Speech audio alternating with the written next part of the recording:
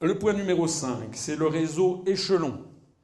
Le réseau échelon est un réseau de surveillance généralisée des communications mondiales, dans la main des Américains, avec un système de satellites qui tournent autour de la Terre.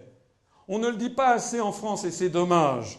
On ne dit pas assez en France que dans ce système, vous voyez, il y a des espèces de grandes stations d'écoute qui se situent notamment aux États-Unis, à Yakima, à Sugar Cove, au Canada, dans le nord canadien, également au Japon, à Misawa, en Nouvelle-Zélande et en Australie, mais également en Europe occidentale, à Menwith Hill, c'est près de Cheltenham, et à Bad Aibling en Allemagne. Donc c'est un système de surveillance généralisée des communications pour le plus grand profit des services américains. Ça veut dire en particulier que les stations d'interception du réseau échelon situé à Menwith Hill au Royaume-Uni sont là pour écouter en particulier les communications émanant de France pour l'intérêt des Américains. On a perdu, je le sais en connaissance de cause, puisqu'il se trouve que j'étais à l'époque au cabinet du ministre de l'Industrie et du Commerce extérieur. Nous étions allés faire un saut, si j'ose dire, à Brasilia, parce qu'il y avait la rénovation de l'ensemble du système de surveillance aérienne de l'Amazonie, qui était...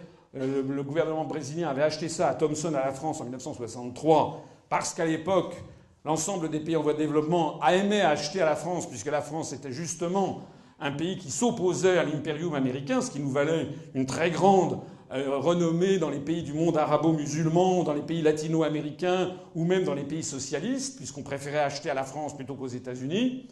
Et bien donc les Brésiliens avaient acheté en 1963 le système de surveillance aérienne de l'Amazonie à Thomson. Dans les années 1994-95, le système avait vieilli, il y avait 22 ans qui avaient passé, donc il fallait le renouveler avec des techniques beaucoup plus en pointe, notamment de surveillance électronique, très important parce qu'il y avait non seulement la surveillance aérienne, mais également les petits avions qui font du narcotrafic dans toute cette région. Eh bien, on a su, après coup, et c'est maintenant de notoriété publique, eh bien que la France a perdu ce contrat parce que toutes les communications entre Thomson, entre les différents services français, etc., et les différents services brésiliens avaient été tous interceptés par les Britanniques pour les refiler aux Américains. C'est ce qu'on appelle la solidarité européenne, les enfants. Vous savez, il faut faire l'union, pour l'union fait la force. Les Allemands et les Anglais surveillent en particulier, pas seulement nous, bien entendu, mais toutes les communications qui émanent de France pour le compte des Américains. Il faut le savoir. C'est pour ça que ceux qui me disent « mais il faut faire une autre Europe », vous avez affaire avec qui?